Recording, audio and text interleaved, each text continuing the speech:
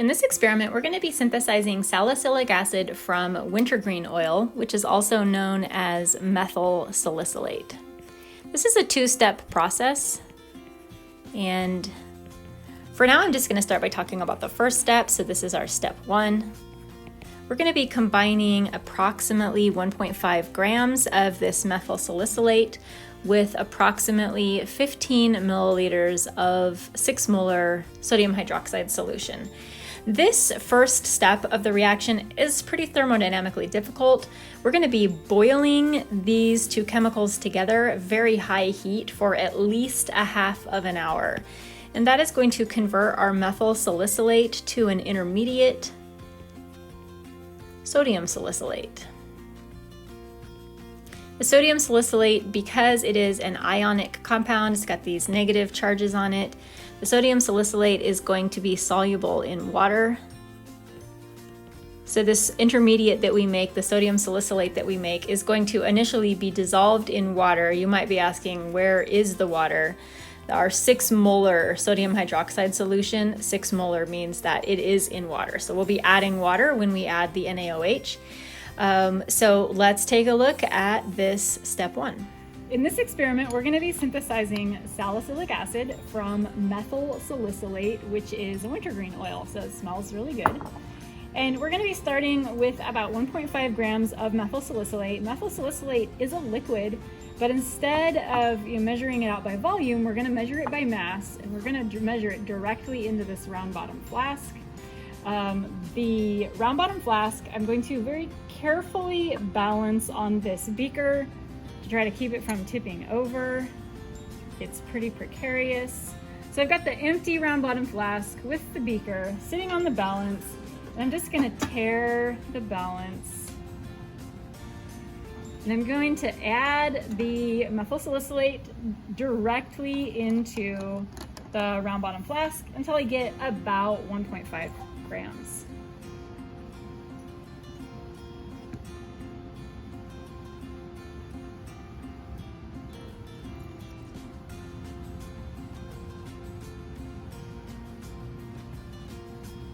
Okay, and there's our starting mass, 1.531.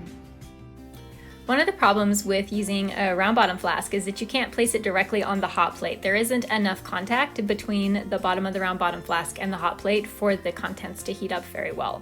So a solution to this problem is to place it into a bath of sand. This allows for even heating all up the sides of the round bottom flask. Now that we have that submerged, let's add our 6 molar NaOH solution. Remember that we want 15 milliliters, which I've already measured out in this graduated cylinder. When you're adding sodium hydroxide to organic glassware, you want to do so through a funnel. You don't want any of the sodium hydroxide to come in contact with the opening of the glassware. I'll talk more about that in the next portion of this video, about why we want to avoid it. The last substance that we want to add is called a boiling chip. It is a little stone that's really porous. You see it's very small, about the size of a pea. We drop that in there. That helps our contents to boil evenly to prevent like really violent boiling. And the last step here is to just add a little bit more sand. We want the sand to come up to the same height as the contents of the round bottom flask so that everything gets heated evenly. We are now ready to attach the water condenser to our round bottom flask. I'm going to begin by greasing the bottom of the condenser. This is going to help create a really good seal between the two pieces of glassware.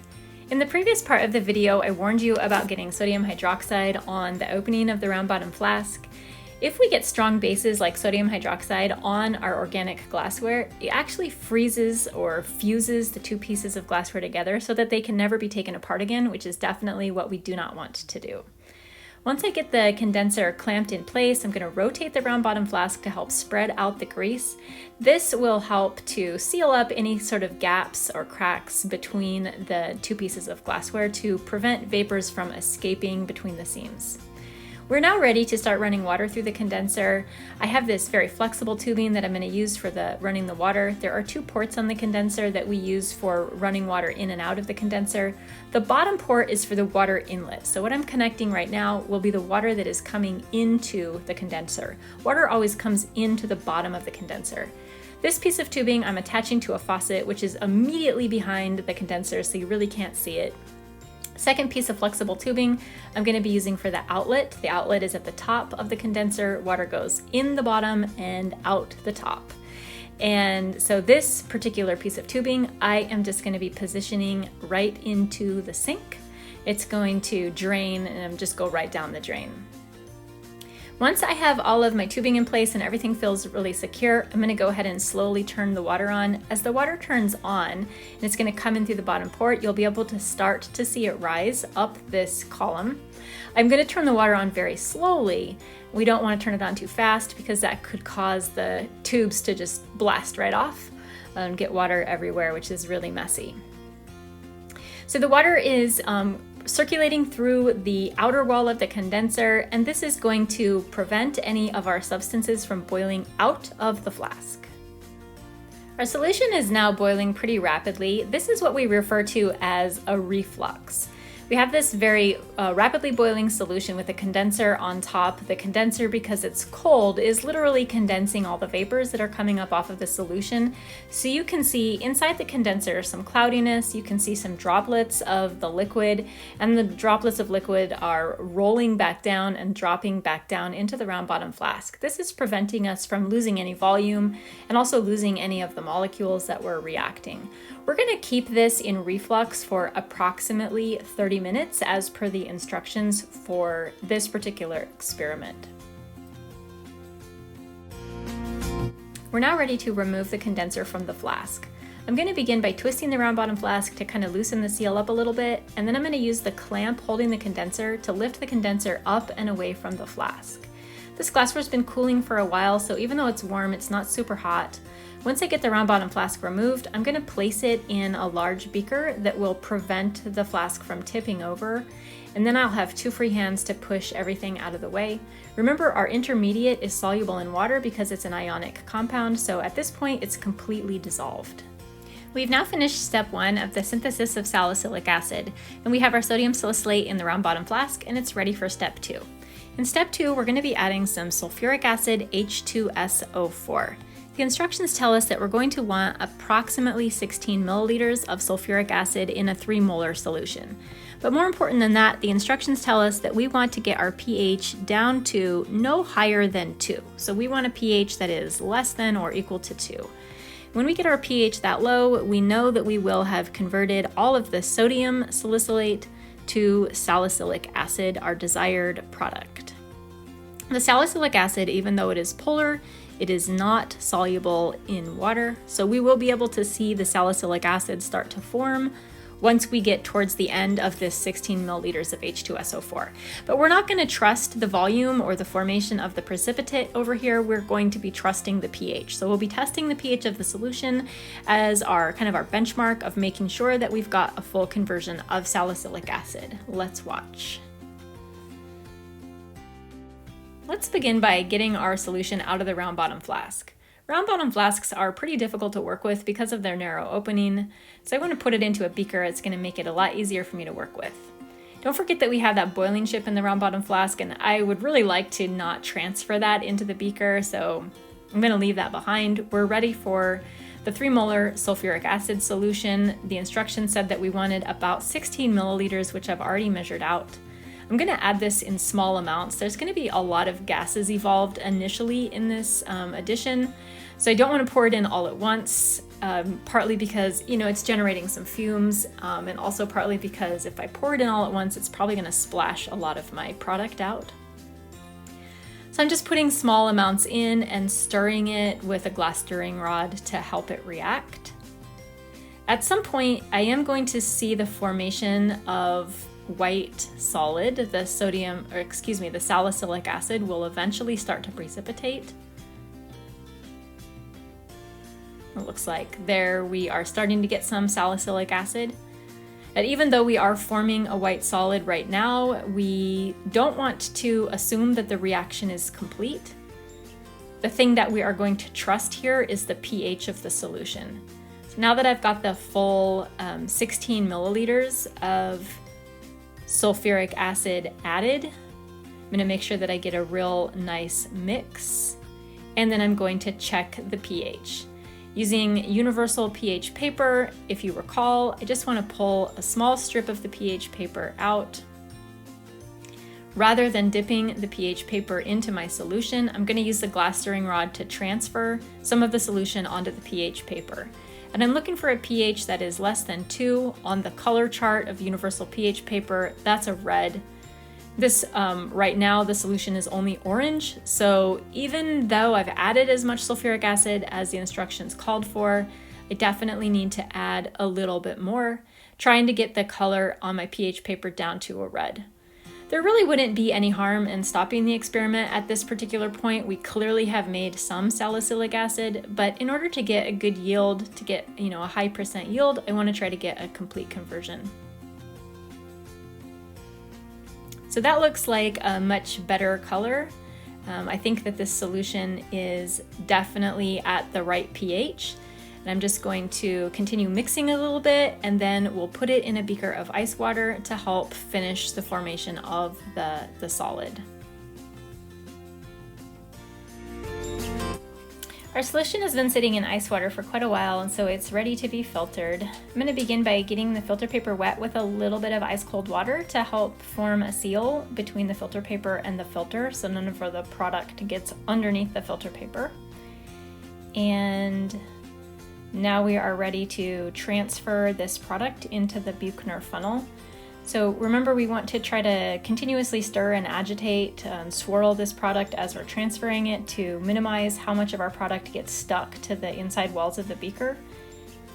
This is pretty soupy stuff, and we're not going to be able to get all of it out of the beaker. It's just kind of too sticky inside the beaker. So once most of this liquid gets drained out, you can see that right now it's still pretty gooey. And once it starts to dry, we're going to rinse it with some ice cold water. When we're doing this rinse, we want to be using a really cold solvent so that we don't dissolve any of the solid. And the purpose of this rinsing is just to kind of clear out any impurities that might be stuck in our solid. Now we're going to be immediately recrystallizing this product, which means that we don't need to let it sit and dry overnight. We're just going to take it straight over and purify it as soon as it is dry enough that we can get it out of this funnel.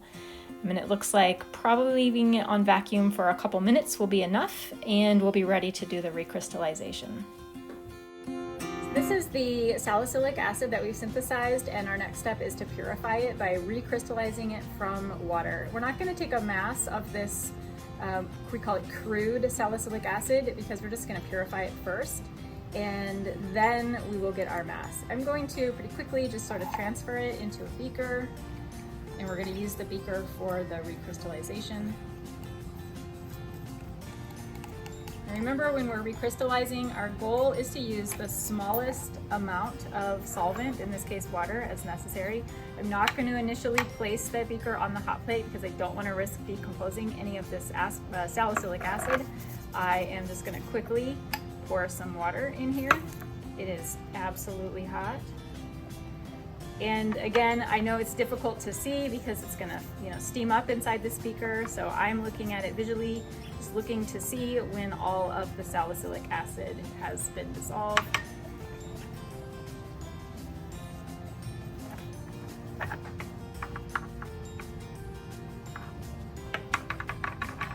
Now that I've got quite a bit of water in there, I want to keep this beaker on the hot plate and let this water start boiling inside to make sure that I haven't added too much water. If the water is boiling inside this beaker and I still have some undissolved salicylic acid, that's how I know that I do need to add a little bit more. There's some big chunks in here I'm going to break up. That's going to help the process.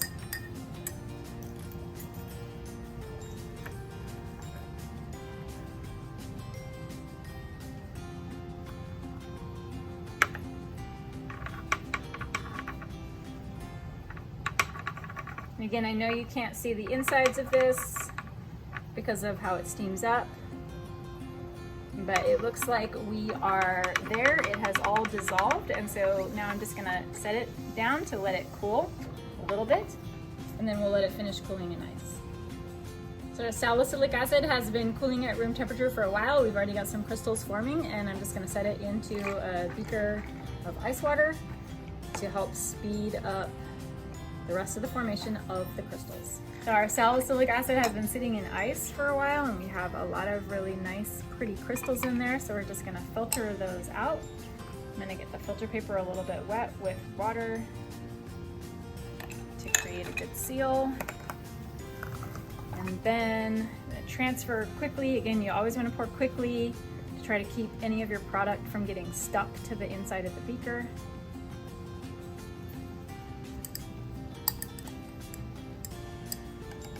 And the last step here is to just rinse it with a little bit of cold water. This will sit overnight and dry, and we will analyze it tomorrow. This is our purified salicylic acid. It's been drying overnight, and we're ready to get a mass of this product. We're going to weigh it out on a watch glass, so I'm going to begin by tearing the watch glass, and then we'll transfer it. This is very fluffy, like small needle crystals. Kind of looks like snow.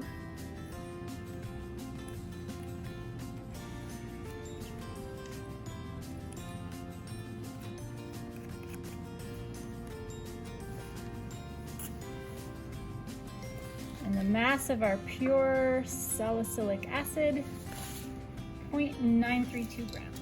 We are going to take the melting point of the salicylic acid that we have synthesized. We're also going to take a melting point of a mixture of our salicylic acid and some purchased salicylic acid, so we have that for comparison.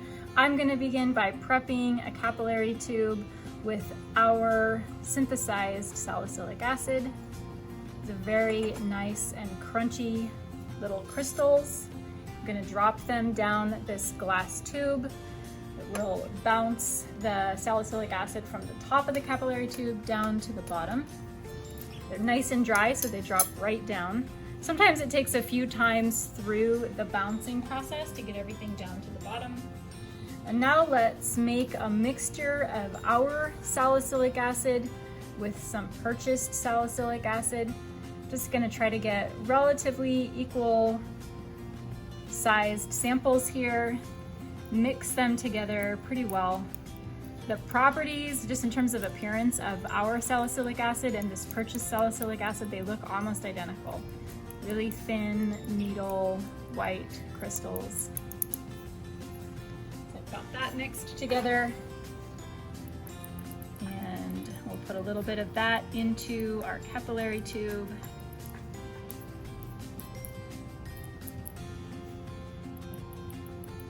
This, again, we're just shoving the open end of the capillary tube into the pile until we get a nice sample in the open end, and then we're going to drop it down the glass bouncing tube. And now we have both of our samples, and we are ready to melt. Okay, we are going to get melting point of our salicylic acid. That I'm putting our salicylic acid on the very left-hand spot, and then the mixture of our salicylic acid with some purchased salicylic acid, that's going to go in the very right-hand side over there, with nothing in the middle. Right now, our temperature is at 155 degrees. The expected melting point is 159. And remember, we want to record the temperature at which our substance first begins to melt, and then the temperature at which it is completely done melting.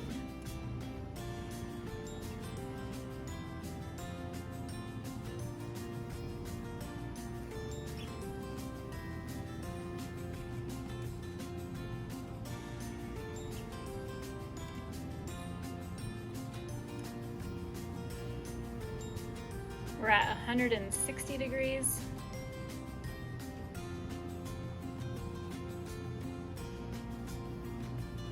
We definitely have some liquid starting to form on the left-hand side. So we want to report that initial melting point of 160.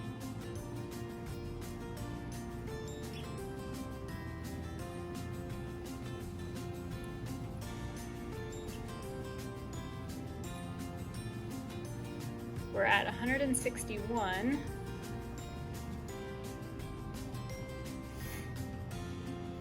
The substance on the left is almost all the way done, and the substance on the right has started melting, 161.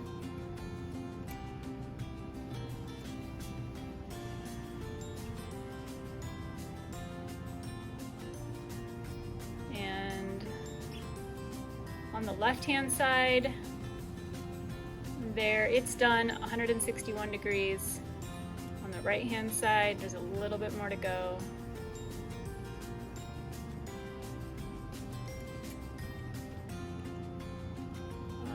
And it is now also finished, 161 degrees.